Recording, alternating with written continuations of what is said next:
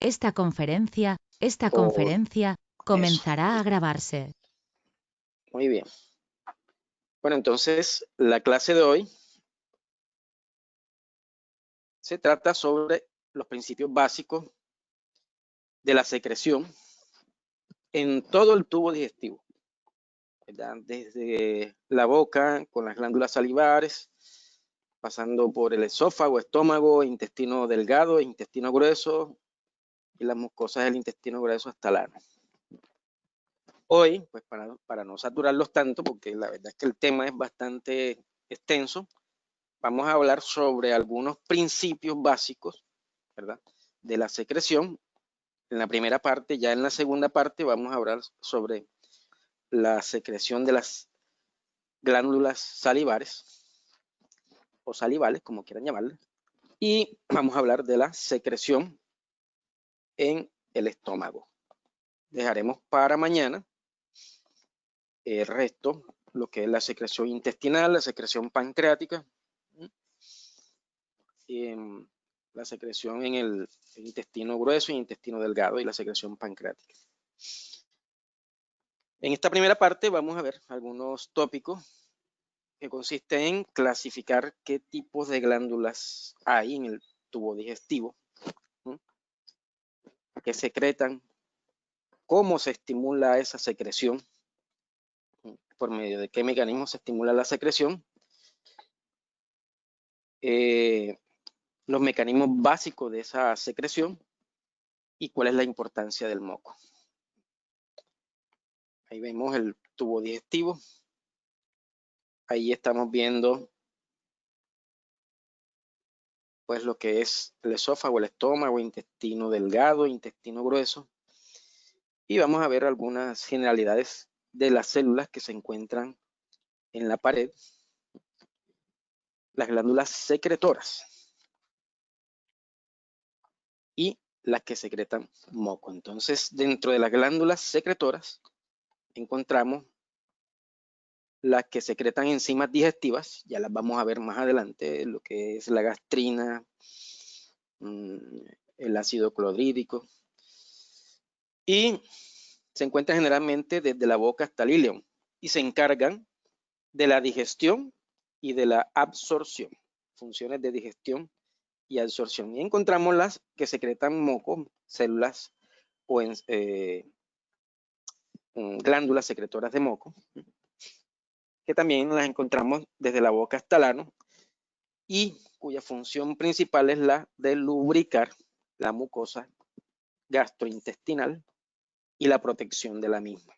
Entonces vamos a mirar cuáles son los aspectos más relevantes en este tipo de glándulas secretoras. Entonces, las glándulas mucosas, como su nombre lo dice, secretan moco. Ahí ven una estructura caliciforme, unas células alargadas, cuyo compromiso principal es la protección de todo el tubo gastrointestinal. La protección y además de esas otras funciones que vamos a ver al final. Las criptas del Lieberkühn a nivel del intestino delgado son estas células llamadas criptas de Lieberkühn o glándulas, más bien glándulas de Lieberkühn, que tienen algunas células que secretan sustancias especializadas, ¿verdad?, para el proceso digestivo. Tenemos las células tubulares, generalmente las encontramos en mucosa gástrica, en mucosa intestinal, encargadas de la secreción del ácido y el pensinógeno, el ácido clorhídrico y el pensinógeno. Y otras que son más complejas, entre ellas las salivales, las del páncreas y el hígado. Se me olvidaba mencionar la secreción hepática también. Entonces, hoy vamos a ver lo que es la secreción a nivel de las glándulas salivales y a nivel de estómago. Entonces, para mañana dejamos las del páncreas, las del hígado y las de los intestinos. Entonces vamos a ver cómo funciona cada una. ¿Cómo se da la estimulación glandular? O sea, ¿qué es lo que propicia que estas glándulas empiecen a secretar el material necesario para la digestión? Uno, encontramos el contacto con el alimento a través del sistema nervioso mientérico con sus fibras parasimpáticas y simpáticas. Cada una va a tener una función específica y dependiendo de la una, la otra también va a actuar. Vamos a verlo ahorita. Bueno, aquí abajo el sistema nervioso autónomo, de que les hablaba, sistema simpático y parasimpático. Aquí el sistema nervioso propiamente dicho, el local del sistema mientérico y la función hormonal. Hay hormonas dentro del sistema digestivo que van a propiciar la secreción, ¿verdad? De todas esas sustancias que intervienen en la digestión, y ya hay hormonas que intervienen en su inhibición, en evitar que se produzcan esas sustancias. Entre paréntesis, el ácido clorhídrico, la gastrina, ¿verdad? Entonces, ahí tenemos un ejemplo, el contacto con el alimento. Dentro del tubo digestivo, las células caliciformes, ese mismo contacto, este alimento hace contacto con esas células y ellas empiezan a producir la gastrina, por ejemplo. Entonces, dentro del sistema nervioso entérico, encontramos también como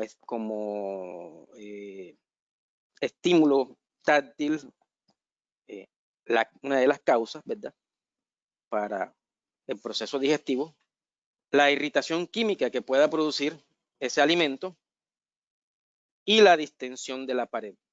Recuerden que cuando hay ingreso de alimentos al sistema digestivo, empieza a producir una distensión y esa misma distensión lo que va a propiciar es que haya aumento de la vasodilatación y ese aumento de la vasodilatación propicia que haya mayor secreción de todas esas sustancias, el ácido clorhídrico, la gastrina, el pensinógeno, que vamos a ver más adelante cómo se forman, para llevar a cabo el proceso digestivo. Entonces, fíjese que hay diferentes tipos de estímulos, empezando por la presencia misma del alimento, inclusive antes de que el alimento entre al sistema digestivo en la fase encefálica, que es una de las fases gástricas que vamos a ver más adelante, de la secreción gástrica. La irritación química que produce el mismo alimento y la distensión que ese alimento produce sobre las paredes del sistema digestivo. Tenemos la estimulación autónoma dada por las fibras parasimpáticas y simpáticas. Mayormente las parasimpáticas están dadas por el nervio vago, nervio cardioneumoentérico. Como les decía yo, ni tan vago porque inerva una cantidad de órganos, entre ellos en el sistema digestivo, que es el que provoca la vasodilatación y por ende el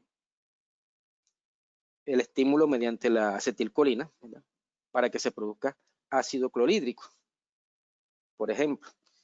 Y como ven, tiene varios puntos de inervación en el píloro, en el cuerpo del estómago, ya a nivel de intestino grueso, intestino delgado, el plexo sacro, que también tiene unas fibras parasimpáticas que actúan ya a nivel de la porción final del intestino grueso.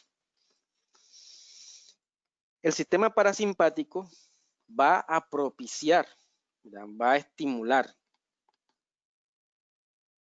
la vasodilatación, ¿verdad? Esa acetilcolina va a propiciar que se estimule la secreción de esas sustancias digestivas. El ácido clorhídrico, la gastrina, entre otros. Es el que más incide, ese sistema parasimpático, mediante el nervio vago, que es el que mayormente actúa, va a propiciar que se secreten esas sustancias que necesitamos para la digestión como tal. El sistema simpático, dado por los ganglios prevertebrales, que está a nivel de la médula, en a nivel de la columna torácica T5 y a nivel de la columna lumbar L2. Más o menos esa es la ubicación en la cual, fíjense, estas fibras nerviosas van hacia el estómago, van hacia la parte entérica y ya hacia la parte final, ¿verdad? Que van a servir en primera instancia si hay una estimulación parasimpática previa para la producción o la secreción de todas esas sustancias, llámese gastrina, llámese ácido clorhídrico, que propician la digestión. Ellos, dada esa previa acción del sistema parasimpático, van a ayudar, el sistema simpático va a ayudar a que ese proceso digestivo se dé, pero en menor grado. En menor grado. Y van a también cumplir otra función, que es la función vasoconstrictora. O sea, tienen dos funciones: vasodilatadora cuando actúa este y vasoconstrictora cuando es necesario, ¿ya? Cuando no necesitamos que se produzcan estas sustancias. Entonces, si no hay también una acción parasimpática previa, el simpático va a propiciar la vasodilatación. Entonces, esa es la regla. Si hay una acción parasimpática, este le va a ayudar, ¿verdad? Pero también va a tener una función contraria.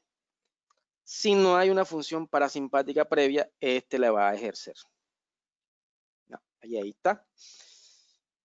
La estimulación parasimpática aumenta la velocidad de secreción, sobre todo en la parte proximal, ¿verdad? Las glándulas salivares, la mucosa esofágica, el estómago, el páncreas y las glándulas de Brunner a nivel duodenal, y a nivel del plexo sacro en la parte distal, en el intestino grueso.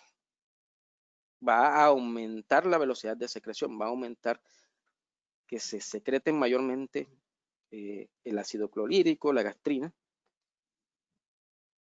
mayormente dado por el nervio vago y glosofaringio en la parte proximal, y en la parte distal, en el intestino grueso, por los nervios sacros.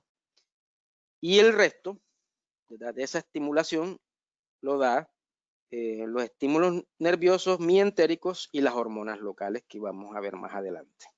Entonces allí tenemos la acción parasimpática. Esta es la acción simpática, ¿verdad? Ahí lo vemos a ver nuevamente, el plexo medular a nivel de T5 y a nivel de L2, columna torácica, columna lumbar o médula lumbar, como quieran decir.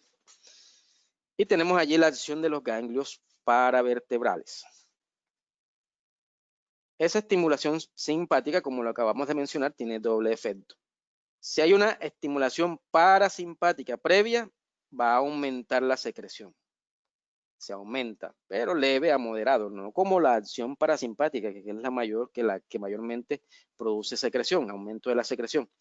Ella le va a ayudar, ¿verdad?, pero también va a propiciar la vasoconstricción mediante la irrigación glandular y va a disminuir esa secreción en el momento que el organismo lo necesite, que disminuya la secreción. Entonces, ese estímulo simpático va a depender del estímulo parasimpático, propiciando el aumento de la secreción, ¿sí?, si existe una estimulación parasimpática humoral. Si no existe, ella va a suplir esa acción parasimpática. Y si existe esa estimulación parasimpática humoral, puede también tener el efecto de disminuir el flujo glandular y por ende disminuye la secreción glandular. Allí tenemos, para explicar un poquito más el mecanismo de la secreción de las sustancias orgánicas, tenemos aquí un esquema donde mostramos pues la célula como tal, la célula de la mucosa, y aquí la luz del tubo digestivo. Tenemos dentro de la célula, aquí tenemos el vaso y aquí tenemos la fibra nerviosa. En la célula, pues, para su correcto funcionamiento tenemos el núcleo, tenemos el retículo endoplasmático rugoso, el cual metaboliza más que todo las sustancias proteicas, ¿cierto? El liso, más que todo, metaboliza lo que es ácidos grasos. En este caso, pues entra el alimento y a través del uso de las energías del ATP, propiciada por las mitocondrias, se produce la síntesis de esas sustancias orgánicas. Esas sustancias orgánicas pasan al aparato de Golgi, el cual las empaqueta, ¿sí? Produce el empaquetamiento y las saca posteriormente al citoplasma en esas bolsitas ya para almacenar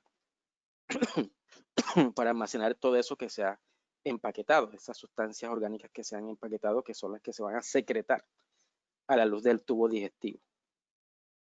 Se produce a través de esa señal nerviosa o humoral la entrada de calcio, aumenta la permeabilidad del calcio, ¿sí? Se aumenta la permeabilidad del calcio. Ese calcio va a entrar a la célula, se va a unir a esa vesícula o a ese paquetico, se une a la mucosa, a la pared, o más bien a la membrana de la célula, que está unida al tubo digestivo, y va a producir la liberación de esa sustancia secretada. Es así como se produce el mecanismo de la secreción en manera general. Ese mecanismo pues se llama exocitosis, y esta sustancia es la que va a actuar a nivel de los alimentos que consumimos para absorber las sustancias que requerimos, que necesitamos. Esta es un esquema ya a nivel de la célula, es lo mismo. Tenemos el capilar, tenemos la membrana basal, tenemos acá por este lado la membrana apical, que es la que va a dar al tubo digestivo. Tenemos las organelas, ¿sí? Incluyendo las mitocondrias. Aquí entra la fibra nerviosa y el retículo endoplasmático rugoso va a producir los paqueticos, ¿sí? Y a través del aparato de Golgi se van a empaquetar, se van a liberar, se van a almacenar aquí y se propicia la entrada del calcio, que es la que va a unirlo a la membrana apical, y aquí se da el proceso de exocitosis, que es donde se libera la sustancia. Todo pues con un gradiente de concentración en que también se empuja agua y electrolitos hacia la luz del tubo digestivo. El moco, ¿qué importancia tiene? Está constituido por agua, electrolitos y glicoproteínas, sustancias necesarias para el revestimiento del interior de la mucosa gástrica, y características principales: es adherente, ¿verdad? Cuando entra el alimento, propicia que se adhiera, ¿sí?, al tubo digestivo, se lo mantiene adherido, lubrica el tubo digestivo, de tal manera que cualquier daño que se pueda producir es reducido por esa lubricación. Propicia la peristalsis, esa lubricación también, que se mueva el alimento, sobre todo el tubo digestivo, para que se pueda ir a producir el proceso de digestión. Es filante, ¿sí? Lo que propicia también ese movimiento de peristalsis. Es resistente. Esto pues para las medidas de protección que requiere el tubo digestivo, y es una sustancia amortiguadora, tolera tanto ácidos como bases. Sustancia que tolera tanto ácidos como bases se llama sustancia anfótera, ¿verdad? Y como ven, pues la composición dentro del tubo digestivo del moco incluye el bicarbonato y las glicoproteínas. Por eso es que es importante pues la producción de moco, para que se dé de manera óptima ese mismo proceso digestivo y para que se proteja la mucosa gástrica. Allí tenemos el volumen de secreción diaria del en todas las glándulas, ¿verdad? En todas las glándulas salivares, se produce un volumen diario de 1000 cc de saliva, que ahorita vamos a ver cómo se produce, y conserva un pH de 6 a 7, ¿verdad? pH de 6 a 7. Y ahorita vamos a ver por qué. La secreción gástrica, todo lo que es el ácido clorhídrico, la gastrina, 1500 mililitros.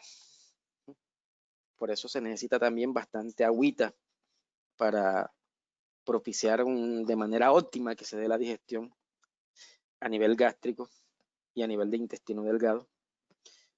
Es bastante volumen, como pueden ver, y el pH que maneja es bastante ácido. Bien. Entre otras cosas, pues es la zona donde más acidificación o pH ácido hay, ¿verdad? Para que se pueda hidrolizar bien los alimentos y se puedan absorber las sustancias que necesitamos. La secreción pancreática, miren, también gran volumen, ¿sí? También gran volumen, pero tiene más que todo un pH básico. ¿Sí? Mañana veremos por qué. La bilis, 1000 cc, pH básico netamente. Esta va concatenada con esto lo vamos a ver mañana. La secreción del intestino delgado, miren el volumen que tiene. Por eso se necesita bastante agüita. pH básico para contrarrestar de la secreción gástrica. Glándulas de Brunner, también en el intestino delgado, un poquito menos, bueno, bastante menos, 200 cc, pH básico. Y la secreción del intestino grueso, 200 cc, también un pH básico, para un total diario de volumen de 6700 mililitros, más de 6 litros, ¿verdad? Entonces, fíjense la importancia de la hidratación para poder mantener la homeostasis de todos estos procesos secretorios. ¿Ya? ¿Alguna pregunta hasta aquí? Vamos a mirar. Ok. Entonces, de igual manera, muchachos, ya por ahí alguien me preguntó algo de las conferencias de la semana pasada. Yo le dije, ahora que tenga tiempo, te lo contesto con mucho gusto. Sobre equilibrio ácido-base, sobre el óxido nitroso u óxido nítrico. Me hizo una pregunta, entonces, las preguntas que tengan, cualquiera que sea, háganla en el grupo, háganla por el interno también, no importa, total es que ustedes se comuniquen. Y ustedes saben que tenemos al final de esta plan calendario restante que nos queda, tenemos una semana para todas esas dudas que tengan al final, ¿cierto? Entonces, pero igual, si tienen una duda, por lo pronto es mejor resolverla inmediatamente. Bueno, entonces, vamos a pasar a la secreción salival. Lo que vamos a ver es algunas generalidades, los tipos de secreción que hay. Me pregunta Jesús Coronado. Bueno, vamos a mirar aquí ahorita los tópicos. Mecanismos de secreción, regulación nerviosa de la secreción esofágica. Vamos a ver la pregunta. Aquí me la está indicando el sistema. ¿Qué mecanismo genera el pH de las sustancias mencionadas? Lo vamos a ver precisamente en este tema de secreción salival, porque cada uno tiene su propio mecanismo, la secreción salival, la secreción gástrica, la intestinal, la pancreática, cada uno tiene su propio mecanismo. Recuerden pues que es importante la intervención del bicarbonato en todos estos procesos. Entonces, no te preocupes que vamos a ver esta pregunta que me estás haciendo en cada uno de los mecanismos de secreción de cada órgano del sistema digestivo. ¿Ok? Entonces, aquí, por ejemplo, dentro de las glándulas salivares, tenemos un mecanismo, ya lo vamos a ver. La secreción diaria son 1000 mililitros por día. El pH, que pregunta Jesús Coronado, es generalmente básico por las sustancias que allí mantiene. Es poco poco el ácido que tiene las glándulas salivares, lo que secretan las glándulas salivares, la saliva. Entonces tenemos dos tipos de secreciones a nivel de las glándulas salivares. La secreción serosa, mayormente secreta tialina, que contiene la enzima alfa-amilasa, que se encarga de digerir los almidones. Ya desde que metemos un alimento a la boca, empezamos a digerirlo. Fíjense, los carbohidratos, principalmente los almidones. Y la secreción mucosa, en la que se produce mucina, que realmente la función es de lubricación y protección. Recuerden que todo el tubo digestivo cumple esta condición. Él mismo trata de protegerse a través de la secreción de moco. Esa es generalmente en todo el sistema digestivo la función de la secreción mucosa. Vemos allí una gráfica donde tenemos las glándulas salivales mayores, las que nos describen desde la primaria, la parótida, sublingual y submaxilar, o submandibular, como quieran decirle. Y hay otras que son menores, que generalmente no representan mucho en los libros de anatomía, que son las labiales, genianas, palatinas y linguales. Ese es como el caso de las amígdalas que nosotros generalmente conocemos, ¿verdad? Son las que al revisar, al hacer un examen oral, son las primeras que vemos, las amígdalas palatinas, pero no son las únicas que hay, ¿ya? Hay otros dos tipos de amígdalas, pero bueno, no nos vamos a salir del tema. Es igual a esto. Es tener en cuenta pues que las salivales mayores son las que mayormente producen saliva, y vamos a ver la composición de esa saliva que secretamos. Entonces, en cada una pues se da un tipo de secreción.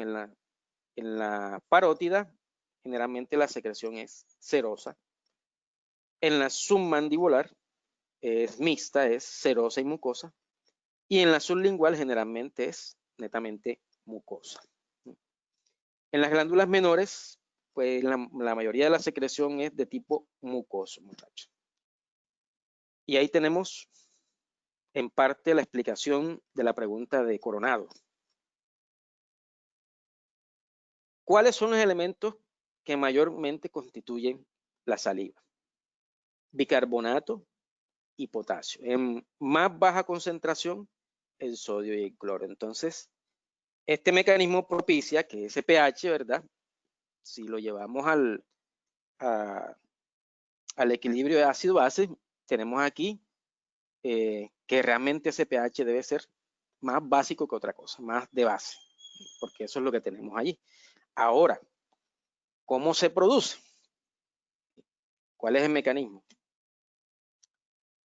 Ese mecanismo de secreción a nivel de la glándula salivar. Tenemos anatómicamente, hablamos de los acinos, donde se produce la primera parte de esa secreción, y tenemos los conductos salivales, donde se produce la segunda parte de esa secreción, de estas sustancias, de estas moléculas de las cuales estamos hablando. Entonces tenemos los acinos, primera parte de la secreción salival, y tenemos después los conductos. Allí tenemos el acino, tenemos el líquido extracelular, el conducto salival, ¿verdad? Cuando se une la secreción en la parte 1 y en la parte 2, obtenemos la saliva que va al tubo digestivo, ¿cierto? A través de las glándulas parótida, sublingual y submaxilar, que son las mayores. Esperemos a que pase el carro ese. Ok, entonces ahí tenemos el esquema para explicar mejor cómo es el mecanismo de secreción. Entonces tenemos las dos estructuras importantes, el acino y el conducto salival, y el espacio extracelular, ¿cierto? El líquido extracelular. Entonces, en el acino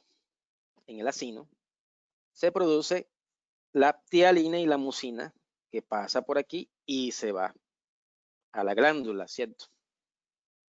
Aquí se acumulan en la glándula estas dos sustancias. Aquí no hay problema, el acino Listo, mijo, yo me encargué de estos dos, ya, yo estoy listo, ya, yo no me comprometo con más nada. El conducto salival. Esa es la segunda fase. Bueno, entonces, a través de mecanismos activos de usos de ATP, ¿verdad? Estos gradientes de concentración, sale el sodio y entra el potasio. Ahí lo tenemos. Entonces tenemos el sodio aquí y tenemos el potasio. Este potasio va y se acumula a nivel de la glándula. Entonces tenemos tialina, mucina y potasio. Ahí está el potasio. Dentro del conducto tenemos otra sustancia que es el cloro, pero como salió el potasio, ¿verdad? Y salió el sodio, se produce una negatividad de más o menos menos 70 milivoltios. O sea, hay unas cargas negativas aquí en el conducto. Ese cloro, aprovechando esa carga negativa, como él también es negativo, y negativo con negativo se repele, ese cloro sale. ¿Sí? Este cloro se va para acá. Y hay otro mecanismo, además de esto, por las cargas. Otro mecanismo que es que ese cloro también sale y propicia la entrada de bicarbonato. Por los gradientes de concentración propicia la entrada de bicarbonato y ese bicarbonato va y se almacena, se acumula aquí en la glándula y también tenemos bicarbonato. Entonces tenemos en mayor instancia tialina, mucina, potasio, bicarbonato, en menor concentración el cloruro de sodio, porque aquí pues no todo se va, aquí queda un remanente ahí, una pequeña concentración de cloruro y sodio. Y aquí están los valores. Bicarbonato, 50-70 miliequivalentes por litro. Yo les pregunto a ustedes, ¿cuánto es el bicarbonato en el plasma? ¿Quién me contesta? Por ahí tengo un listado por ahí tengo un listado de los que me contestan en clase bien, ¿no? No crean que no lo llevo pendiente. ¿Cuál es el valor de bicarbonato en el plasma? Los leo. El valor de bicarbonato en el plasma. Ya lo tienen que tener aprendido porque dimos la clase de equilibrio ácido-base y mire, y eso es una de las cosas que más me gusta a mí. Así que buena pregunta que va a salir. Eso, ¿dónde está José González? 24, 20. ¿Quién respondió 26? Bueno, está entre 24 y 26. Punto para los dos. No, ya respondieron. Ya respondieron entre 24 y 26. Listo. Ahí lo llevo pendiente. Entonces, fíjense que da el triple de lo que hay en el plasma. El triple de lo que hay en el plasma hay de bicarbonato. El potasio. Y el potasio se fue para aquí, mediante los intercambios que hablamos, 30 miliequivalentes por litro. Otra persona diferente a... Voy a mirar aquí para tenerlo en cuenta. Otra persona diferente a Fisiología Unisucre debe ser Santiago y José González Barrio. Que me diga, ponte pilas, Dana, ¿cuál es el valor del potasio en el plasma? Pero de rango a rango, de tanto a tanto. No me digan un solo valor, va de tanto a tanto. ¿Quién me contesta ahí? Ya eso tienen que tenerlo aprendido, eso ya tiene que estar aprendido. Ustedes tienen, eso, Nelly Támara, 3.5, exactamente, Nelly. No, ahí le hace la punto a Nelly. Nada, Elimaldo, con chao. Luisa, bien, pero ya me contestó Nelly. Muy bien, Nelly. Está pila ahí, Nelly. Entonces, fíjense, el valor es ¿cuántas veces? Unas 9 a 10 veces aproximadamente. Por eso usted, y es la explicación de que en el vómito, por ejemplo, en el vómito se va bastante potasio. Y por eso pierde usted más potasio en el vómito que en la diarrea. El cloruro de sodio, unos 15 miliequivalentes por litro. El cloruro de sodio, 15 miliequivalentes por litro, es 10 veces menos lo que hay a nivel de plasma. Entonces, fíjense, la secreción salivar cumple dos fases, la fase del acino que envía tialina y mucosina y la fase del conducto salival que envía potasio, bicarbonato y una pequeña cantidad de cloruro de sodio. Esa es la secreción salival, eso es lo que contiene la saliva Y eso es lo que propicia el pH de la saliva, para contestarle a Coronado. ¿Ya? Porque cada órgano tiene su propio mecanismo. ¿Vio? Entonces, listo, aquí tenemos este mecanismo. Ya saben cómo se produce. Ojo, que esto entra en el examen, así que pónganse pilas, presten atención y pregunten lo que tengan que preguntar. Listo, entonces, allí tenemos, ustedes saben que hay una regulación nerviosa, tenemos la regulación nerviosa,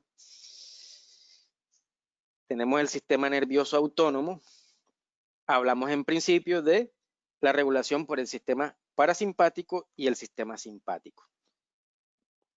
Ojo que las fibras moradas son el sistema parasimpático, muchachos, y las fibras verdes son el sistema simpático. Entonces tenemos aquí la salida en el núcleo entre la protuberancia y el bulbo, ¿sí? La salida del nervio facial y el nervio glosofaringeo, pares craneales por neuroanatomía. Entre otras cosas, al final que veamos neuroanatomía tenemos un invitado, un neurólogo,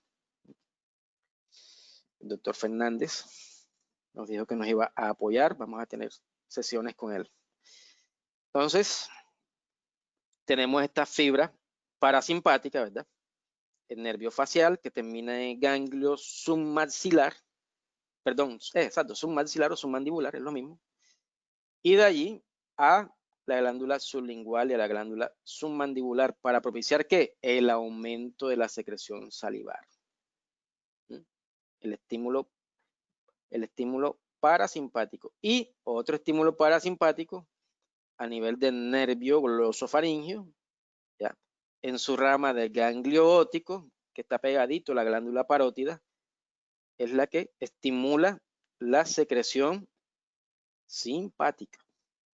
Entonces, ojo, pregunta de examen, ahí tienen las ramas, cómo se produce la estimulación nerviosa del sistema nervioso autónomo por la rama parasimpática.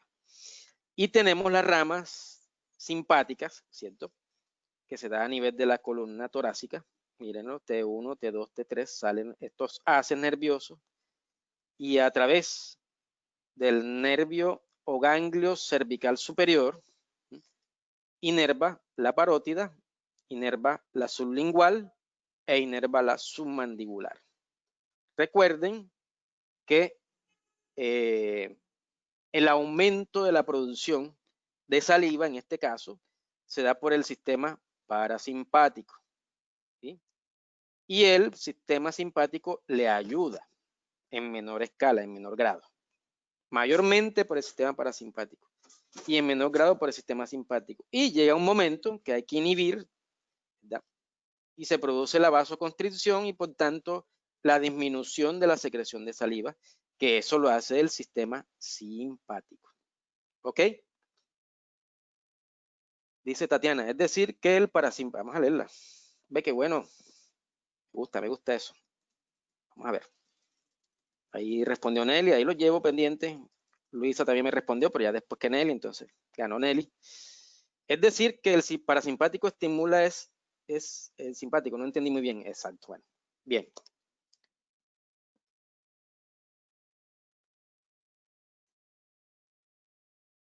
El sistema parasimpático es el que mayormente propicia la producción de saliva.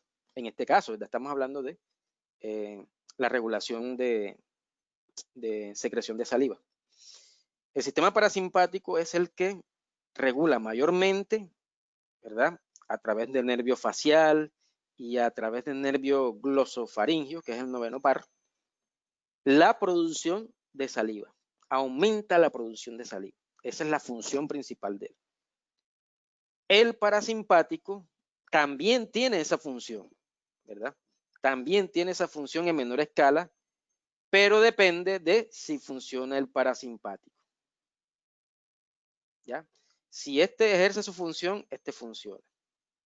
Ahora, si por cualquier motivo, alguna patología, alguna enfermedad desmielinizante, ¿verdad? Alguna enfermedad del sistema nervioso central se llegan a dañar el nervio facial o el nervio glosofaringeo, el sistema simpático va a ejercer la función de vasodilatación. ¿Ya? Va a propiciar que se dé la función secretora, obviamente en menor escala que como lo hace el parasimpático. ¿Ya? Y el sistema simpático tiene funciones de inhibición. O sea, este tiene las dos funciones, pero solamente la función vasodilatadora depende de este. Y si no existe este, él la ejerce, en conclusión. ¿No? Entonces, no sé si me hice entender. Vamos a ver qué dice por aquí Dana. Si es al contrario, lo que dije, si no funciona el sistema parasimpático, el simpático toma esa función, pero a menor escala. ¿Ok? Y si no funciona el parasimpático, no funciona. No. Si no funciona el parasimpático, el simpático sí funciona y toma las funciones del parasimpático en menor escala. ¿Sí? De todas maneras, no va a ser lo mismo. No va a ser lo mismo si se daña el parasimpático.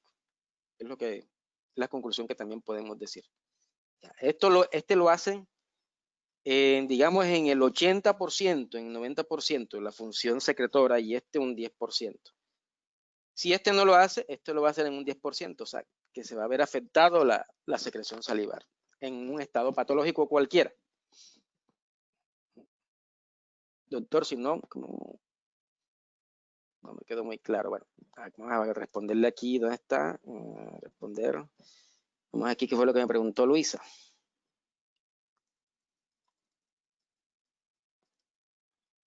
Exacto, eso es la mejor respuesta es la que dio tú misma, Dana. El simpático entonces como un mecanismo de contingencia, sino exactamente. Muy bien. Qué mujer tan inteligente. Doctor, si no funciona el simpático, ¿cómo regula la inhibición y la secreción?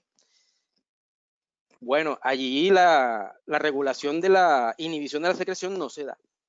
No se da por el sistema, por regulación nerviosa, se da por otros mecanismos, por regulación hormonal, por ejemplo, o por regulación humoral. Es lo que le queda al organismo. ¿Obvio? Listo. Sigamos. Ok. Entonces, esa regulación nerviosa va a depender también, ¿cierto?, de otros aspectos. Recuerden pues que la estimulación de la secreción de todas esas sustancias digestivas va desde la misma visión del alimento, de la misma olfacción del alimento, hasta la degustación y de allí en adelante. O sea que desde antes de entrar al alimento, a nuestro sistema digestivo ya se está produciendo la secreción del ácido clorhídrico, de la gastrina. ¿Sí? Entonces, hay una serie pues, de condiciones que hay que decir. Por ejemplo, si el alimento es liso, se estimula mucho la secreción salivar. Y ustedes lo habrán notado. Por ejemplo, cuando ingieren un dulce blando, liso, se estimula mucho la saliva, la salivación. Si el objeto es rugoso, epa, y dice,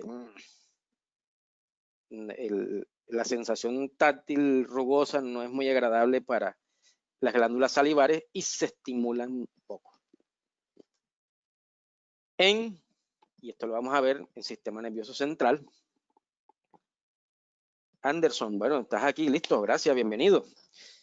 Esto lo vamos a ver a nivel del sistema nervioso central cuando demos neurofisiología en órganos de los sentidos, vamos a explicarlo en una forma más detallada, ¿sí? Los estímulos gustativos, ¿sí?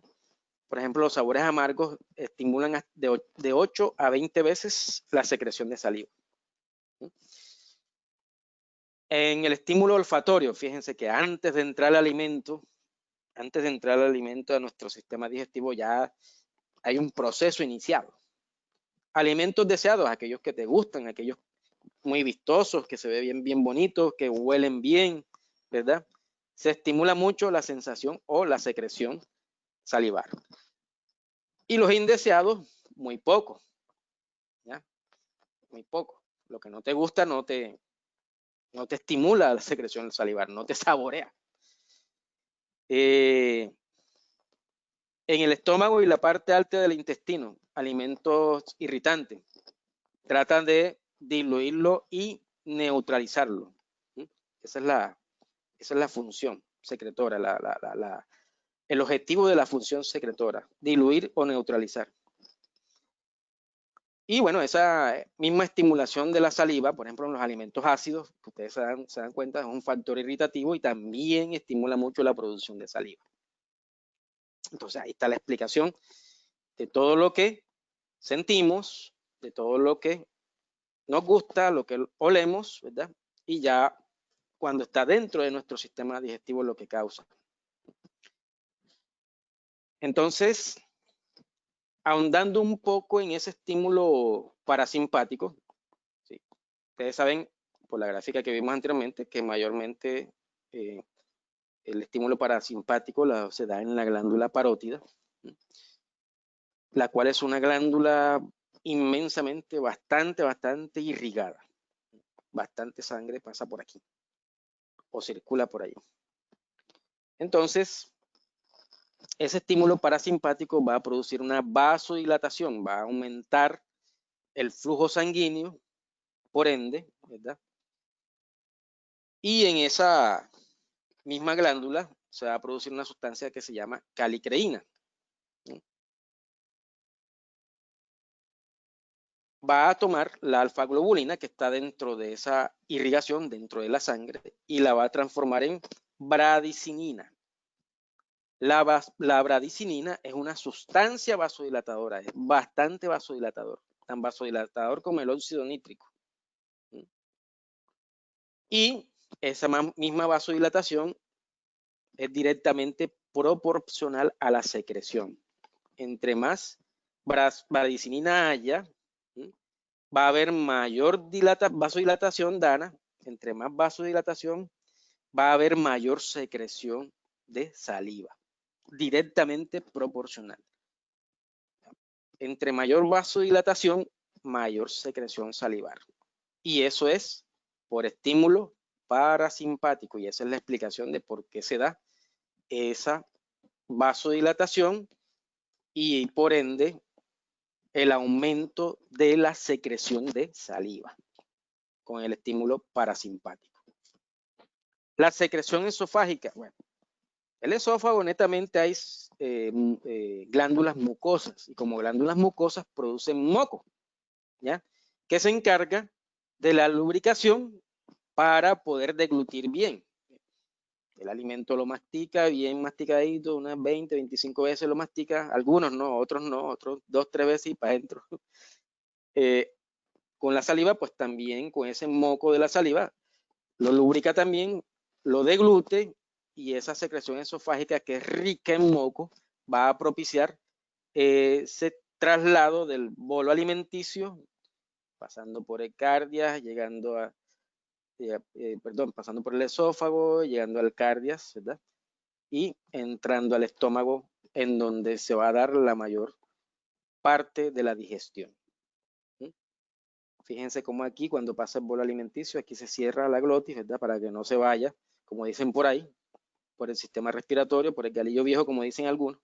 Se cierra aquí y pasa el bolo alimenticio por medio de los movimientos peristálticos facilitados por la mucosa que está en ese esófago y entra acá al estómago. Entonces, también evita que esa mucosa sea traumatizada, sea herida, ¿verdad?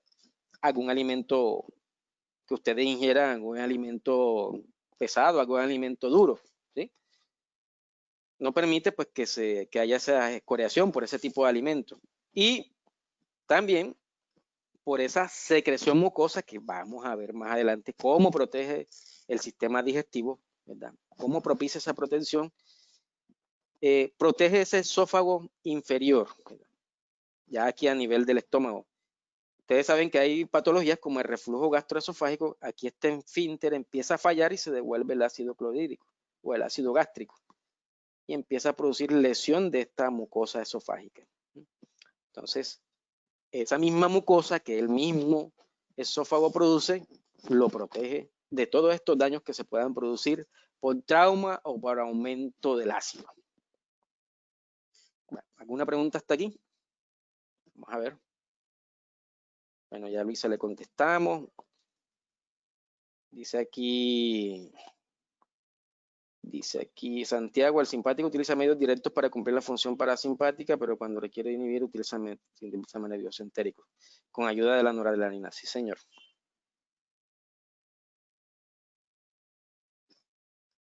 Bueno, y esto lo contestamos. Y ahora sí, vamos a secreción gástrica. Dentro de la fisiología de la secreción gástrica tenemos que entender que hay 3 fases. Las vamos a ver cada una. Hay que entender que la secreción de las sustancias digestivas, ¿verdad?, como el ácido clorhídrico, como la gastrina, pues tienen su regulación también, tienen su inhibición. Y hay que entender que hay un proceso inhibitorio dado gradualmente por hormonas y también por el sistema nervioso, tanto simpático como parasimpático. Entonces vamos a ver. ¿Qué vamos a ver? Características de las secreciones gástricas. Vamos a mirar cómo se produce el ácido clorhídrico. Vamos a ver cómo son las glándulas gástricas y pilóricas, cuáles son las sustancias que ellas mismas secretan, cómo se da la protección de la mucosa gástrica, ¿verdad?, qué es lo que protege esa mucosa gástrica, cómo está protegida, cómo ella misma se protege y cuáles son los factores que de pronto la lesionan. Las fases de la secreción, de las que he venido hablando desde el principio, y la regulación al final de la secreción gástrica, que también está dada por una serie de mecanismos que vamos a ver. Ahí tenemos el estómago, tenemos el cardia, que es el esfínter superior del estómago, el píloro, que es el esfínter inferior, y viene el esófago. Si este esfínter se daña, se empieza a producir el reflujo gastroesofágico. Tenemos el fondo, que es la proporción mayor. Tenemos el antro. Y bueno, lo que sigue, que es el píloro, que es el esfínter inferior, y sigue el intestino delgado. Entonces vamos a encontrar 2 tipos de glándulas tubulares en el estómago. Tenemos las glándulas gástricas y las glándulas pilóricas. Esas glándulas gástricas también se le llaman oxínticas, que no hay que confundirlas con las células oxínticas. Eso lo vamos a ver más adelante. Entonces se produce ácido clorhídrico, se produce pepsinógeno, se produce factor intrínseco y se produce moco. Encontramos este tipo de glándulas en un 80% en el estómago. Entonces, ojo, es la que mayormente produce allí en el estómago, en el interior. Y tenemos las glándulas pilóricas en el antro, son estas verdecitas, que constituyen un 20% y secretan moco, gastrina y somatostatina. El ácido clorhídrico, el pepsinógeno en este caso, y el factor intrínseco, pues son las secreciones que cumplen funciones digestivas, netamente. Y la gastrina, en este caso, en las glándulas pilóricas, también cumplen esas funciones digestivas. El moco, en las dos, pues, funciones protectoras. Y la somatostatina es una hormona que va a producir o va a propiciar funciones inhibitorias en la digestión. O sea, va a inhibir la producción de ácido clorhídrico, de gastrina, en la mayoría de los casos. Entonces ahí tenemos la división celular de cada glándula. Bueno, ya sabemos que tenemos el 80% aquí de los amarillos y el 20% de los verdes. Entonces en las glándulas gástricas vamos a encontrar las células parietales, las oxínticas, ese es el otro nombre que reciben, que no hay que confundirla con la misma glándula, sino células parietales o olcínticas, que producen ácido clorhídrico y factor intrínseco, mayormente. Encontramos las células pépticas, que van a producir pepsinógeno, las células mucosas, como su nombre lo dice, moco protector, ¿verdad? Que propicia la peristalsis, que propicia que el alimento se mueva, que se pegue. Y las células enterocromafin-like, que producen histamina, que ahora vamos a ver cómo regula la producción de ácido clorhídrico. En un 20% encontramos las glándulas pilóricas, que se dividen en células G, que producen gastrina, y células D, que producen somatostatina. Obviamente también encontramos células mucosas para la protección del interior del sistema digestivo. Bueno, entonces vamos a irlas viendo una por una. Tenemos allí las células gástricas. Tenemos el epitelio de superficie, las células mucosas del cuello, las olcínticas o parietales y las células pépticas. Cada una con su morfología y distribución, ¿ya? Y en las porciones pues, pertinentes para cada función. Empecemos por las olcínticas. Las células olcínticas, que son estas que vemos aquí en forma de media luna, que vemos aquí, están en la pared, ¿cierto? Le hacemos un zoom aquí, aquí la tenemos. Ellas van a producir dos sustancias, el ácido clorhídrico y el factor intrínseco. Entonces no se les olvide, las células olcínticas producen el ácido clorhídrico y el factor intrínseco. ¿Cómo se produce el ácido clorhídrico? Aquí la tenemos, está la célula olcíntica, tenemos la producción del ácido clorhídrico que sale de aquí, el factor intrínseco que sale de aquí. Tenemos allí el líquido intersticial, la luz del tubo digestivo. Tenemos la célula olcíntica como tal y los canalículos, que es por donde sale el ácido clorhídrico al tubo digestivo para cumplir su función digestiva. Ese es el esquema. Tenemos el líquido intersticial acá, la célula cumpliendo sus funciones, la luz del tubo digestivo. Ahí tenemos un esquema, pues es parecido acá, pero ya aquí tenemos la célula como tal, lo mismo, líquido intersticial, la célula olcíntica, la luz del canalículo que va hacia el tubo digestivo. Tenemos la pared basal o la membrana basal y tenemos la membrana apical. Tenemos el vaso, ¿verdad? Y tenemos el líquido intersticial que está en el intersticio, obviamente. Tenemos agüita en la célula olcíntica. La toma como sustrato, ¿verdad? Y la metaboliza a hidrogenión, ¿verdad? Y el grupo hidróxido o grupo OH.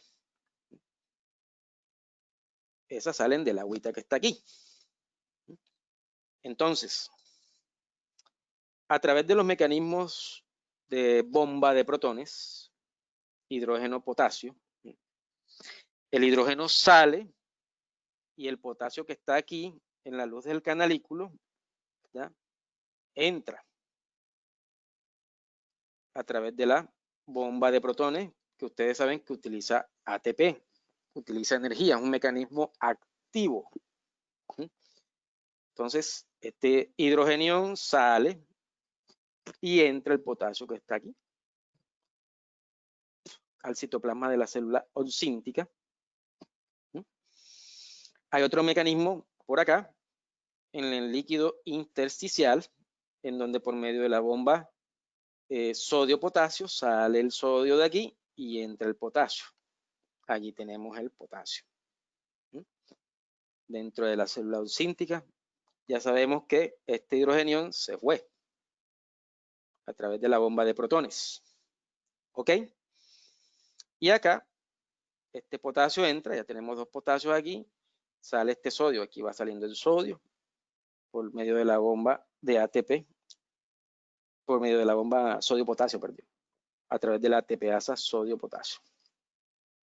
¿Ok? Hasta ahí estamos claros. Tenemos el agüita, se descompone, sale el hidrogenión, bomba de protones, entra el potasio.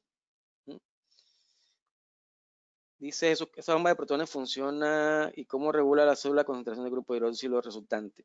Lo que pasa es que ustedes no me dejan terminar.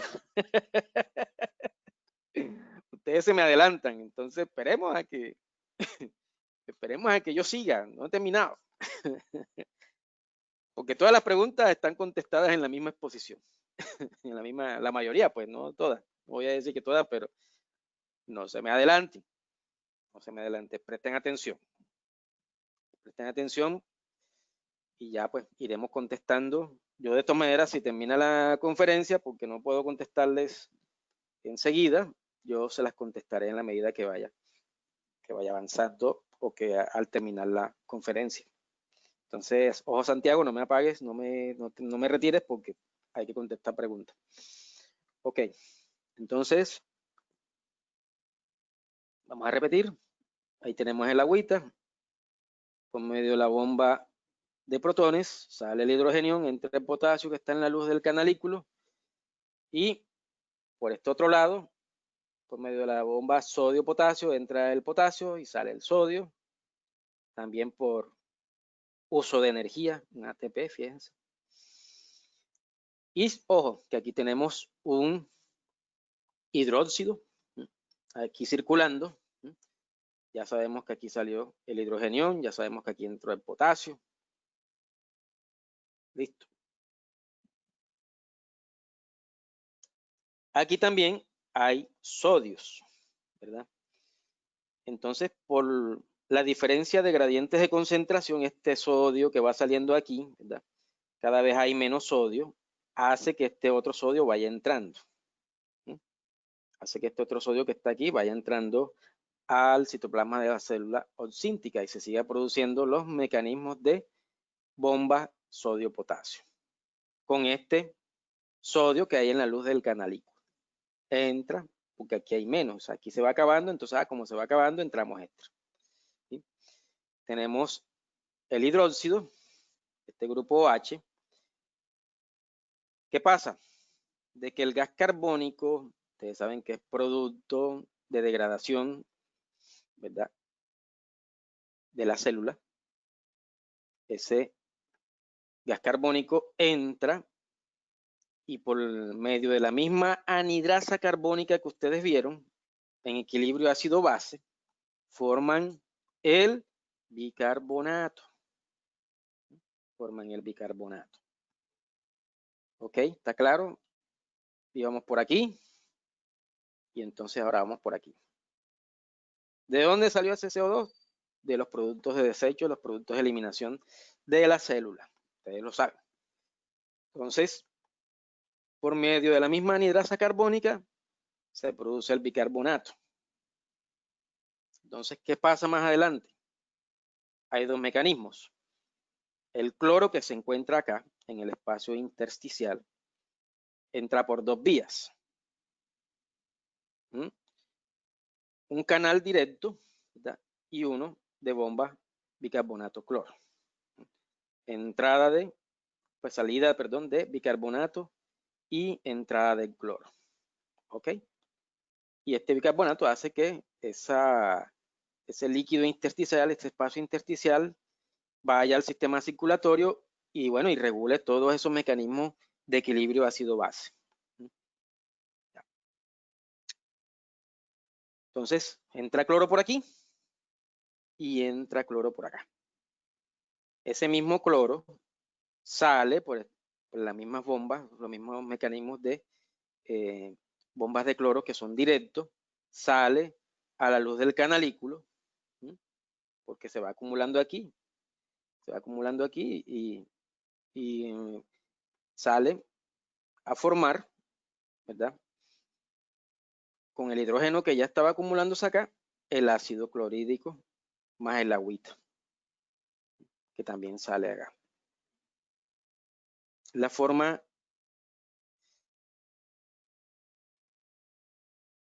Yo les voy contestando, muchachos, porque es que después se me pierde el hilo. Ustedes miren que esto no es tan sencillo. ¿Ya? Entonces, para que me puedan entender, yo tengo que ir explicando cada mecanismo. Y bueno, ya al final les contestaré las preguntas. ¿Ya? Entonces, fíjense.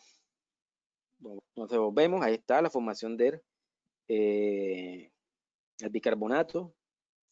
Tenemos el cloro que entra por dos mecanismos, por la bomba de bicarbonato-cloro, o por entrada directa. ¿Sí? Sale hacia la luz del canalículo a unirse con el hidrogenión que se ha venido acumulando, ¿verdad? Y forman el ácido clorhídrico. ¿Sí? Y ahí tenemos, listo, ahí tenemos el ácido clorhídrico formado, con el agüita que también sale. Entonces, en una concentración de 150 a 160 mil equivalentes por litro, fíjense, es bastante. El KCl en 15 mil equivalentes por litro, eso es bastante también. Y en forma de NaCl, que viene en poca cantidad, más el agua, ¿verdad? Es lo que se forma aquí en la luz del canalículo y eso es lo que va a la digestión. Allí representamos cómo actúa un medicamento que se llama omeprazol. El omeprazol compite o inhibe más bien, inhibe esa bomba de protones y por tanto no se va a producir la salida del hidrogenión, no se va a producir la entrada de potasio y por tanto no se va a producir el ácido clorhídrico. Entonces, esa es la acción farmacológica del omeprazol, el esomeprazol, el ogastro, bueno, como quieran llamarlo.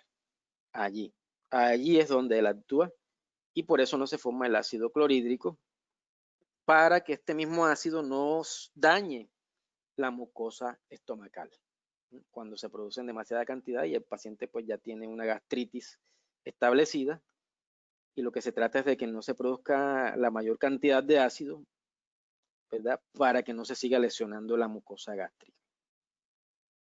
Listo, entonces allí tenemos la formación del ácido clorhídrico por esa célula oxíntica. También esa célula oxíntica va a producir el factor intrínseco. Son dos, el ácido clorhídrico y el factor intrínseco. ¿Qué es el factor intrínseco? El factor intrínseco es una sustancia también que cuando se une a la vitamina B12 por medio de una pinocitosis, que es un mecanismo de fagocitosis, ¿cierto?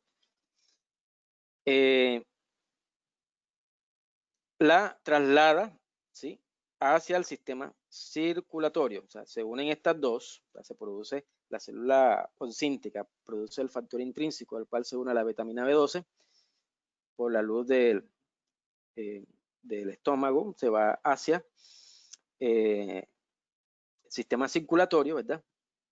Se va por el sistema circulatorio y produce esa vitamina B12 se requiere pues para, ustedes saben, cuando vimos la parte de células, en la parte de las anemias, se requiere pues para la maduración del eritrocito. Si el factor intrínseco no se produce, no se puede unir a la vitamina B12, exactamente no, si no lo hay, no se une y no se produce este mecanismo y no se va a ir esa vitamina B12 por la circulación a madurar los eritrocitos, por lo tanto se produce la anemia perniciosa. Hablemos del pepsinógeno. Pepsinógeno que se produce en una de las células parietales también, de las células principales, se llaman así, células principales, aquí las verdecitas, producen el pepsinógeno. ¿Qué pasa con el pepsinógeno? No es una sustancia activa, no es una enzima activa, no es una molécula activa, ¿verdad? No posee por sí solo actividad digestiva. Él está ahí, ¿verdad?, para que lo activen. El peso molecular, miren, es 42.500. ¿Qué pasa con el pepsinógeno? Bueno, se produce en las células principales y en la mucosa gástrica cuando tiene contacto con el ácido clorhídrico, por eso depende del ácido clorhídrico del estómago, se produce la pepsina. Pierde algunos radicales, pierde algunas moléculas, y esa pepsina sí es una enzima digestiva, sí es una enzima proteolítica, posee actividad digestiva, ya ahí está activa, ¿ya? El pH óptimo donde ella actúa son los pH entre 1.8 y 3.5, propicio para la mucosa gástrica, ¿verdad? Y ya el peso molecular aquí, como ven, como se activó, se baja. ¿Ya? Baja un poco el peso molecular para poder estar activa. Con pHs mayores de 5 o 5, se inactiva. Ya no tolera, no aguanta pHs con tendencia a bases, a lo básico. Ok, entonces ahí tenemos, ya hablamos de la pepsina, ya dijimos cómo se activa. Ahí tenemos otra enzima proteolítica. La histamina. La histamina. Ellas se producen en las células enterocromafin-like. Enterocromafin-like. Son estas que ven aquí, redondeadas con vesículas blancas, con su núcleo rojo. Enterocromafin-like. ¿Qué pasa? De que esa célula enterocromafin-like va a producir la histamina y esa histamina va a estimular a la célula oxíntica que, como ya vimos, producen ácido clorhídrico. Producen ácido clorhídrico y factor intrínseco. ¿Ya? Entonces ahí está. Aquí sale de aquí por medio del torrente sanguíneo, sale al sistema circulatorio, llega hasta la otra célula que necesita llegar, a la célula oxíntica, y la estimula para que produzca ácido clorhídrico. Ahí está. Otra vez, el estómago con su fondo, cuerpo y el antro, ¿verdad? Aquí en el antro, las células pilóricas o las glándulas pilóricas, perdón, para hablar de otra sustancia, de otra enzima, se produce la gastrina. Se produce la gastrina. En el antro, las células G producen la gastrina. Entonces, para la memoria esto, ¿no? G de gastrina. Para ir de una vez conectando allí para cuando se les vaya a evaluar, bueno, y para la vida, ¿no? También. Ustedes aprenden es para la vida, no para un examen. Entonces, se produce la gastrina a nivel del antro en las células G. Esa gastrina se va por la sangre y llega hasta las células. ¿Cómo se llaman estas células? ¿Cómo se llaman estas células? Enterocromafin-like. Llegan hasta aquí. Hasta las células oxínticas, perdón, sí. Oxínticas, sí señor. Correcto. ¿Quién fue? Bueno, ya lo voy a tener pendiente. Las células oxínticas, ¿sí? Y estimulan la producción de ácido clorhídrico, ¿sí? Que sí es una sustancia proteolítica. Sí señor, muy bien. Están concentrados. Bueno, tenemos otra, que es la gastrina como tal. Perdón, es la misma, la gastrina. La gastrina de la que venimos hablando, estimula la secreción del ácido gástrico y el crecimiento de la mucosa. Bueno, ya lo vimos aquí. Se produce aquí la gastrina en la célula G, sale por el torrente sanguíneo, estimula la célula oxíntica para que produzca ácido clorhídrico, ¿verdad? Que ya sí es una sustancia proteolítica. Listo. Las células mucosas. Entonces tenemos dos tipos a nivel del estómago, de la mucosa gástrica. Mucosas superficiales que producen moco viscoso,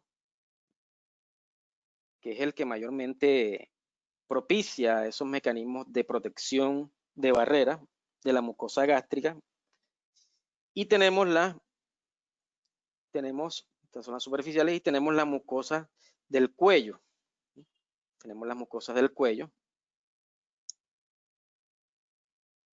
Vamos a ver cuáles son los mecanismos, Santiago. Ahí vamos a ver los mecanismos estimuladores y los mecanismos inhibitorios. Tranquilos, ya lo vamos a ver. Por lo pronto, tenemos las mucosas superficiales que producen moco viscoso, ¿sí? Para los mecanismos de protección.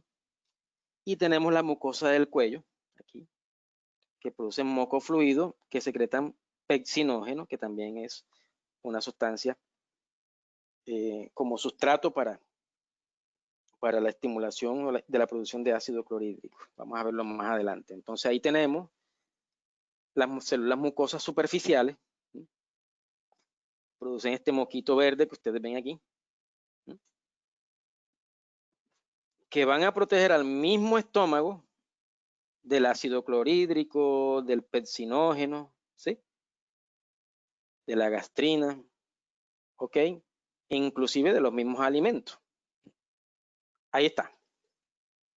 Entonces, esta es la luz del estómago. Esta es la luz del estómago. Aquí tenemos ácido clorhídrico, tenemos hidrogeniones, tenemos pepsina. El pH en el que se mueve esta luz está entre 1 y 12, de aquí para acá, ¿cierto? Desde la mucosa hacia arriba. Entonces tenemos sustancias que se sientan sobre el moco, sobre la mucosa. Entonces, para que esto no nos haga daño, ¿sí? Para que estas sustancias no nos hagan daño al interior del sistema digestivo, hacia el interior del estómago, se produce el bicarbonato. ¿Sí? Tienen bastante bicarbonato el moco, que más o menos mide 1 milímetro de espesor. Contiene bastante bicarbonato, como ustedes pudieron ver ahí cómo se produce. ¿Cómo es? Y bueno, es producido todo este ambiente es producido por las células mucosas superficiales. ¿Sí? Todo este ambiente básico maneja un pH de 7. ¿Sí? O sea, hay buena presencia de bicarbonato, que ustedes saben que es una base, que contrarregula estos ácidos que nos pueden afectar. ¿Cierto? Eso depende que esas células mucosas superficiales estén bien alimentadas, que estén bien nutridas, ¿ya? Que permanezcan constantemente oxigenadas, bien, ¿sí? Que todos los nutrientes lleguen para poder mantener esa capita de 1 milímetro que contenga bastante bicarbonato. Y eso depende mucho de la microcirculación. Qué tanto oxígeno, qué tantos nutrientes llegan a esas células mucosas superficiales. Y hay sustancias como las prostaglandinas, que son enzimas también, prostaglandina 1 y prostaglandina 2, que van a propiciar que eso suceda, que esos mecanismos de nutrición, de oxigenación sucedan a nivel de esas células mucosas superficiales, que mantengan ese pH de 7, que contrarregule ese pH que está en la luz, que es de 1 a 2, que es bastante ácido. Entonces, eso se consigue con la microcirculación. Si nosotros empezamos a tomar medicamentos que inhiban la función de las prostaglandinas, que es el caso de los AINES, ¿qué va a pasar? Que esta capita se va a perder. La célula no se va a alimentar bien, no va a nutrirse bien, se va a perder esta capita de 1 milímetro que contiene bastante base, ¿verdad? Y ¿qué pasa? Que todos estos ácidos van a estar más cerquita de las células mucosas superficiales y la van a lesionar. Y es lo que va a producir la gastritis erosiva, la gastritis antral, la gastritis pilórica, etcétera, etcétera, etcétera. Pero es simplemente el mecanismo en el cual estas sustancias producidas por las glándulas que ya vimos dañen la misma mucosa del estómago. Por eso es que no hay que tomar indiscriminadamente, no hay que automedicarse indiscriminadamente con el naproxeno, con el ibuprofén. El ibuprofén, inclusive ya hay estudios que dicen que no hay que consumirlo, así que mucho ojo. Por no solamente la inhibición de las prostaglandinas, el ibuprofén tiene otros efectos colaterales, pero esos efectos más dañinos están a nivel de la mucosa gástrica. Entonces, ojo con estar tomando ibuprofén, ojo con las aspirinas también, ¿no? Ojo con la aspirina y ojo con este otro tipo de sustancia. El alcohol, el tabaco, te pueden lesionar la mucosa gástrica, sobre todo en las células mucosas superficiales, y producir los procesos inflamatorios que en el peor de los casos llegan hasta la microcirculación. ¿Ya? Esto puede llegar hasta acá abajo y te puede producir una hemorragia digestiva alta, con todas las consecuencias que ello trae. Ok, entonces ojo con los alcohólicos, ojo con los que les gusta fumar. La Helicobacter pylori, si no está en donde debe estar, que es el intestino grueso, también hace daño. O sea, las bacterias que naturalmente no están en su sitio hacen daño en otras partes. Entonces, ojo con el consumo de AINES, ojo con el consumo de alcohol, ojo con el consumo de tabaco. La estimulación de la secreción gástrica va a estar dada mayormente por la secreción de gastrina, la secreción de histamina y la secreción de acetilcolina. ¿Ya? Cada una va a tener sus diferentes receptores, y es lo que le vamos a explicar ahorita a Santiago para que me pueda entender. Cada una va a tener sus diferentes receptores y allí mismo va a tener su contrarrespuesta, sus mecanismos inhibitorios. Entonces, por ejemplo, cuando se da la distensión gástrica, bueno, consumimos el alimento, ¿cierto? Se distiende el estómago de una vez. Se da la distensión. Al consumir alimentos de una vez hay distensión gástrica. Si ese alimento contiene mayormente proteínas, ¿ya? Se van a estimular las células G, que ustedes saben que están en el antro, y va a producir gastrina. Se va a producir gastrina. Y ahí vamos a ver cómo están dados todos los mecanismos, llámese estimulación por acetilcolina, llámese estimulación por histamina y llámese estimulación por gastrina. Entonces vamos a explicarlo aquí paso a paso. Hay dos vías, ¿verdad?, de estimulación, tanto de acetilcolina como de gastrina y la histamina. En la vía directa, ¿verdad?, la acetilcolina, la gastrina y la histamina estimulan la célula parietal. Aquí está la célula parietal y aquí está la producción del ácido, ¿verdad?, del hidrogenión que va acá afuera y forman el ácido clorhídrico, y esa es la sustancia proteolítica. Al final de cuentas, ¿cierto?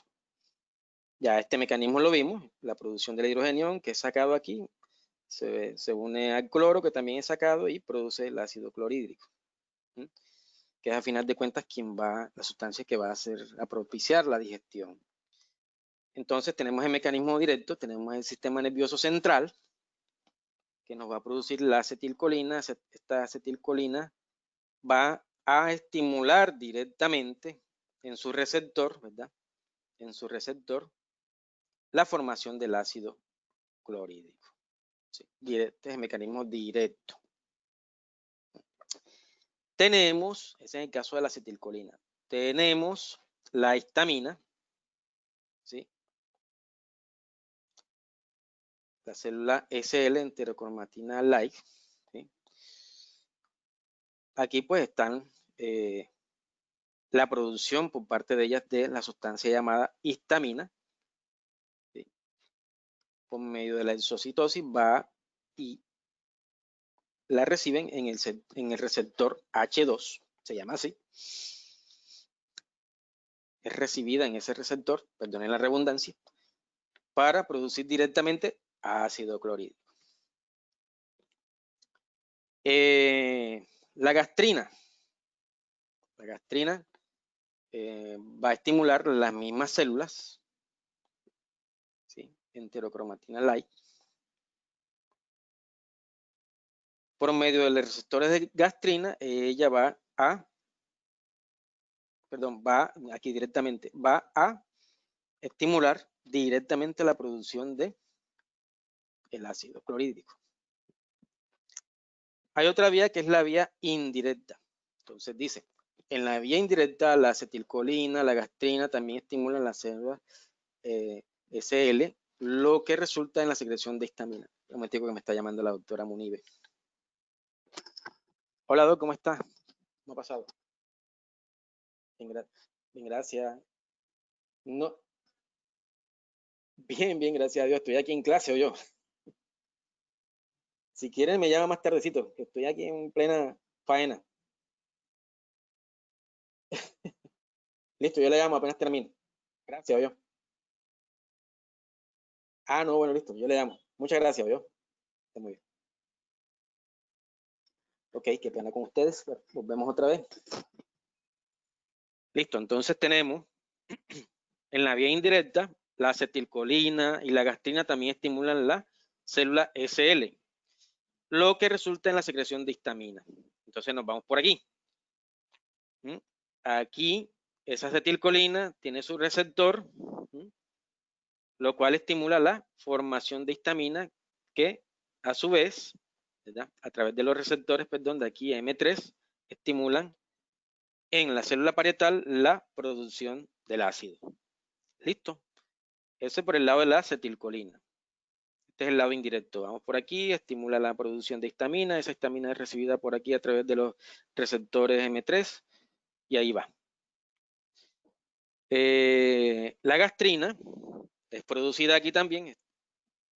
Es producida aquí. Esta es la vía directa y esta es la vía indirecta.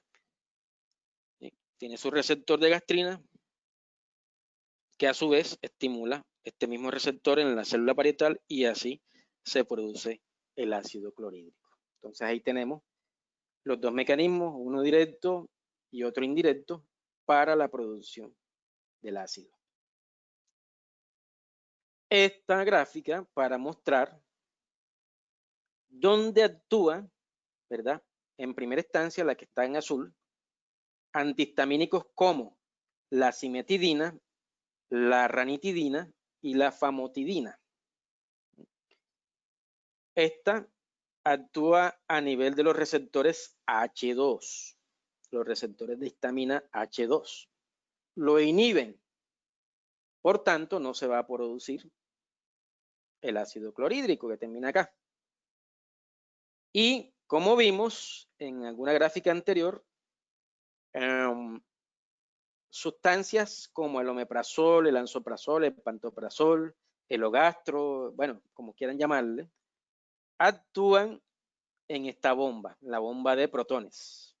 Entonces, por tanto, no hay posibilidad de que salga el hidrogenión y formar el ácido. ¿Ok? Ahí te respondimos, ¿verdad, Santiago? Entonces, este es el mecanismo porque ustedes lo que más van a ver en su práctica clínica es el uso de ranitidina. Aquí es donde la ranitidina actúa. En la inhibición de la histamina que producen las células SL. Y eso, similares a la gente, sí señor, correcto. Y aquí actúa inhibiendo la bomba de protones, el omeprazol, que ustedes lo van a ver en su práctica clínica cuando ustedes sean médicos. Eso es lo que más se maneja en nuestro nivel, a nuestro nivel. Entonces ya lo saben. No se les olvide nunca, nunca, nunca. Esta gráfica ustedes grábensela. Memoria fotográfica, que quede ahí en el disco duro de una vez, por siempre, encriptado. ¿Dónde actúa la ranitidina, que es la más famosa? En los receptores H2, que las células SL produce la histamina. Entonces, en los receptores H2 de esa histamina lo bloquea. Listo, no entró. ¿Dónde actúa el omeprazol, que es el más famoso? Es más famoso de este grupo de fármacos gastroprotectores. En la bomba de protones. En la bomba de protones, por tanto no hay salida de hidrogenión y por tanto no hay producción de ácido clorhídrico. ¿Hasta ahí todo bien? Bueno, aquí sí espero preguntas porque esto es importante que lo entiendan bien.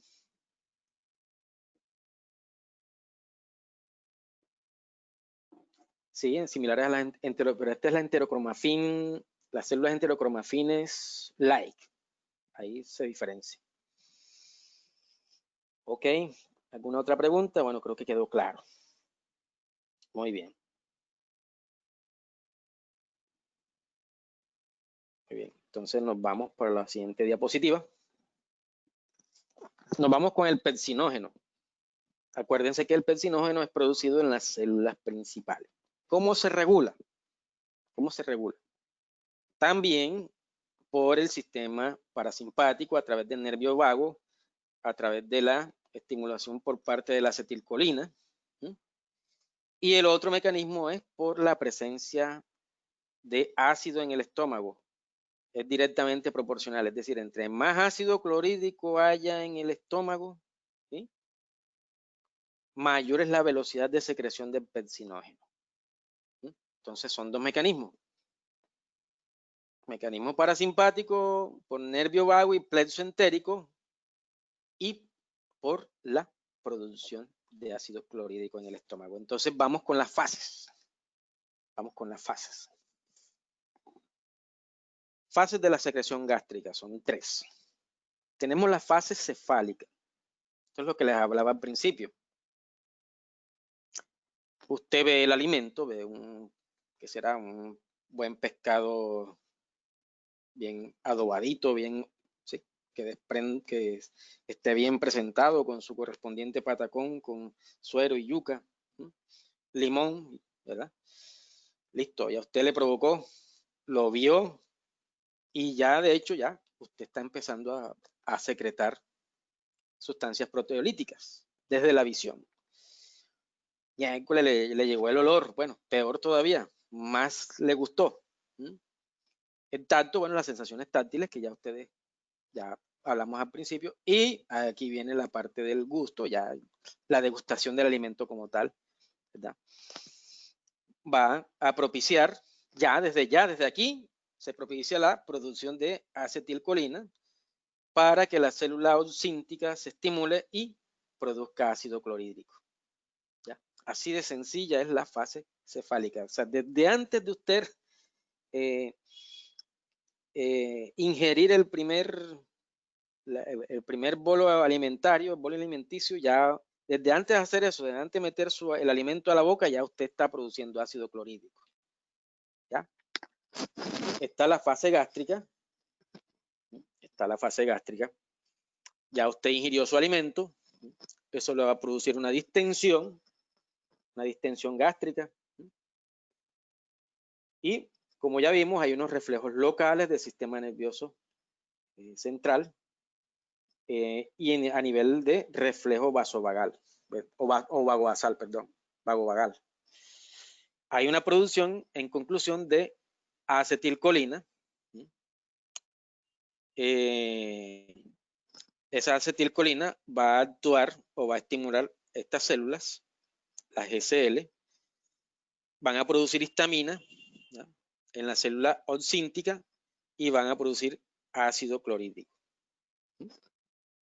por esta vía. Directamente, es por la vía indirecta, ¿cierto?, la que vimos anteriormente. Por la vía directa, en la célula oxíntica se estimula la producción de ácido clorhídrico. Las células G del antro, ¿verdad?, ¿qué las va a estimular? La presencia de proteínas. Si llegan a caer ácidos proteicos dentro del antro que no alcanzaron a distender o no alcanzaron a estimular en la parte del cuerpo del estómago, sino en el antro, que las proteínas caen aquí, las células G se estimulan y esas células G producen gastrina y esa gastrina va a estimular la célula oxíntica y producir ácido clorhídrico. Entonces aquí están los mecanismos directos e indirectos de la fase gástrica que también vimos hace unas diapositivas antes. Y la última, que es la fase intestinal, esos alimentos que quedan al duodeno, que generalmente son las proteínas. Hablamos del quimo duodenal, que generalmente se activa cuando el pH es menor de 3. Cuando ese quimo duodenal tiene un pH bastante ácido. También las células G duodenales, en este caso, no están en el anterior, sino en la primera porción, en el duodeno, produce gastrina. La somatostatina, vamos a hablar ahorita, no se me adelante. Tranquilos, tranquilos, que aquí está todo. Entonces, producen células duodenales que también producen gastrina, y la gastrina va a estimular a la célula auxíntica para producir ácido clorhídrico. Esa es la otra forma de estimulación para la secreción gástrica. Entonces, ¿qué porcentaje tiene cada fase? La cefálica, miren que tiene un gran porcentaje, ¿verdad? Todo lo que entra por los ojos y por la nariz, el gran porcentaje que tiene. Ya cuando el alimento está dentro, el 60%, y la fase intestinal, que solamente tiene un 10%. Pregunta del examen, ojo. Ahora, lo que estaba hablando Santiago. Inhibición de la secreción gástrica. Por ahí lo vi que habló de la somatostatina. Calmados, que yo voy a hablar de ella. A ver, ¿cuánto tiempo tengo? Uy, me quedan 10 minutos. Vamos a decirle al profesor que me espere unos 15 minutitos más. Esto se demora. Bueno, entonces, ahí están los factores también nerviosos. En este caso hablamos del reflejo enterogástrico inverso y los hormonales. O sea, ¿cómo se va a producir lo contrario? O sea, no la secreción, sino la inhibición. ¿Cómo se va a cortar la secreción gástrica?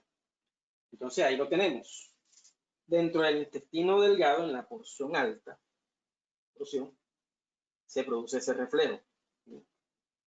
Entonces hay un feedback inverso aquí, una respuesta hacia el estómago, transmitido por el sistema nervioso mientérico, los nervios simpáticos y el nervio vago. Y aquí le respondo la pregunta a alguien que me preguntó cómo actúan los nervios simpáticos. Aquí está la otra acción de los nervios simpáticos, ¿ya? La inhibición. ¿Y la inhibición de dónde viene? De la contracción. ¿Y la contracción que produce? Disminución del flujo, ¿ya? Y por tanto, no se va a producir o no se va a secretar la sustancia, ¿ya? Entonces ahí lo tenemos. ¿Qué lo produce?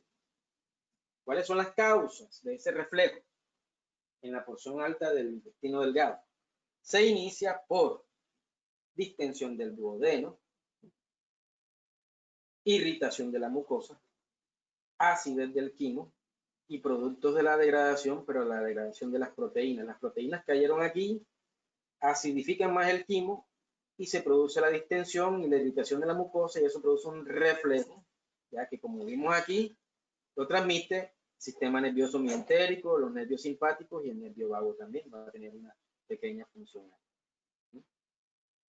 Entonces, ahí está el reflejo inverso a nivel de la porción alta del intestino delgado.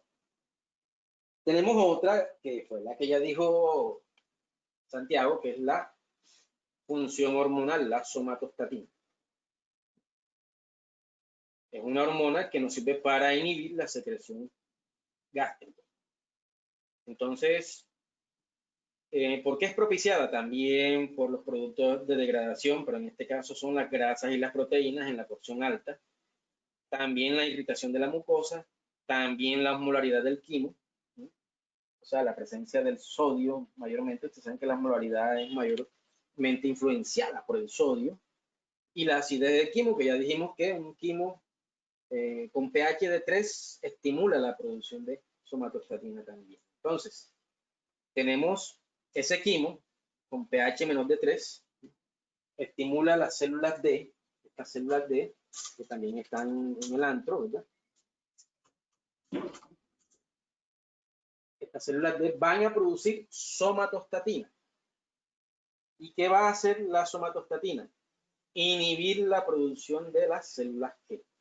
Y a la vez, si se inhiben las células G, se inhibe la producción de gastrina. Ya ahí tenemos un segundo mecanismo de inhibición de la secreción gástrica para digerir los alimentos. Entonces, el quimo con pH menor de 3 estimula las células D para que produzcan somatostatina, ellas inhiben a las células G y las células G entonces no producen gastrina. Primer mecanismo. Entonces, ahí tenemos otro. A través de parasimpática, ¿verdad? Esa somatostatina también, además de inhibir la célula G y así la gastrina, va a inhibir a la célula auxíntica y a la célula SL. Se considera el más potente inhibidor de la célula SL. Bueno, tenemos otra, que es la secretina.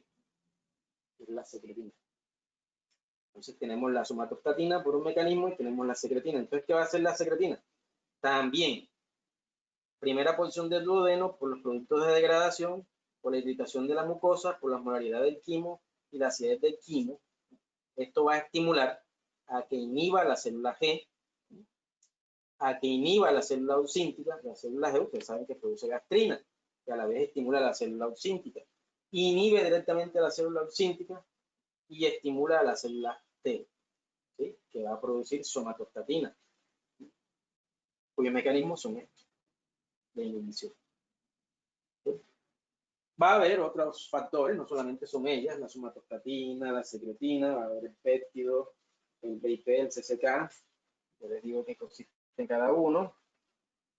El CCK es el polipéptido intestinal vasoactivo y la colecistoquinina, para que no se me olvide. Entonces, también son otras sustancias que van a producir inhibición de la producción de los ácidos en el estómago, ¿verdad? Pero ya en menor proporción. Ya los mecanismos aquí van a ser de menor proporción. Los mayores son la somatostatina y la secretina. Allí tienen todos los mecanismos en una sola gráfica. ¿Sí? En una sola gráfica. Se produce la distensión del estómago por el nervio vago a través del sistema parasimpático. ¿Sí? Se produce la acetilcolina. ¿Sí? Aquí hay una vía postganglionar directa que va a un receptor de acetilcolina en la célula parietal y va a producir el ácido. Esto por la vía parasimpática. Es un mecanismo directo. Tiene otro mecanismo indirecto. Esa acetilcolina va al receptor MP3 que va a propiciar en la célula SL la producción de histamina, y esa histamina va a tener un receptor de histamina en la célula parietal y se va a producir así el ácido.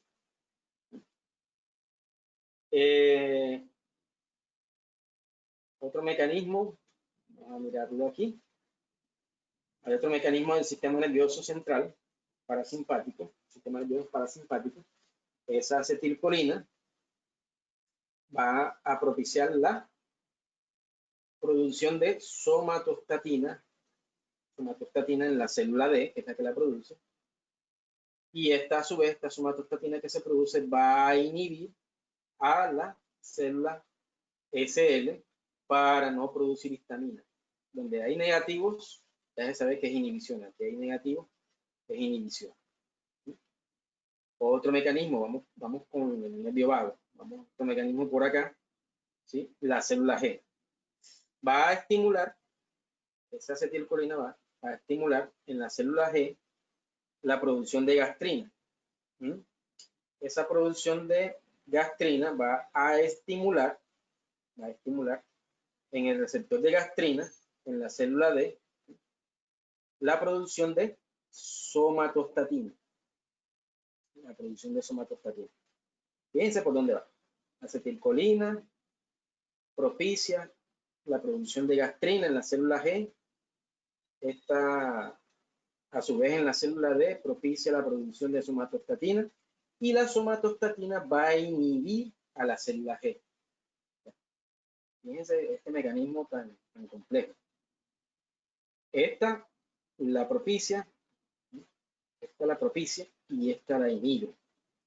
Esta vía la inhibe. La célula G estimula con la producción de gastrina a la célula D. La célula D, entonces, ¿qué hace? Produce somatostatina que inhibe a la célula G. Entonces no puede producir gastrina. Y ese ácido luminal, pues, es el que produce todo ese equilibrio en la célula D, ¿verdad? De tal manera que el organismo lo que busca es regular, es equilibrar o sea, va a hacer la redundancia, es equilibrar los ácidos con las bases. Propiciar el equilibrio ácido-base siempre se preocupa por eso. Por eso este mecanismo así. ¿Sí? Entonces ya ustedes aquí miraron lo que habíamos hablado, la célula G, a la vez esa gastrina, va y estimula directamente a través de la sangre al receptor de gastrina, ¿sí? Y en la célula parietal, pues la producción de el ácido. Aquí la misma gastrina, a través de la sangre, va al receptor de histamina y propicia en la célula leucíntica la producción de histamina. Entonces, ahí se resumen en una sola gráfica todos los mecanismos de estimulación e inhibición. Pues ahí está.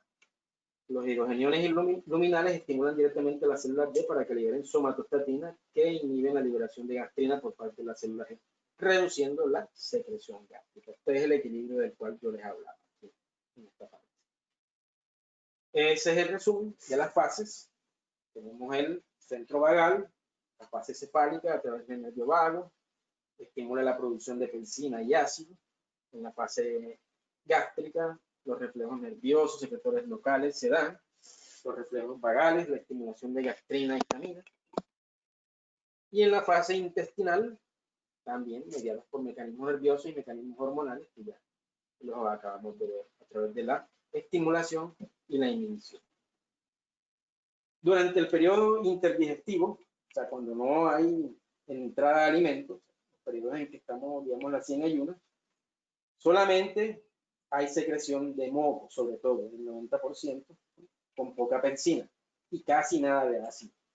¿Ya? Entonces, importante esto, pues, por mantener toda esa función protectora de la vía digestiva. Bueno, sacado de la fisiología de Gayton y Hall y la fisiología de Boron, tercera edición. Bueno, les agradezco su atención. Tienen ahorita clase a las 4 en punto con el doctor Eric. Les agradezco que pasen por donde él para que reciban su clase. Señor Santiago, no me vayas, por favor, no me vayas ya deje de compartir pantalla. Espero que ya hayas grabado y por favor el video me lo envías apenas lo tenga descargado, por favor.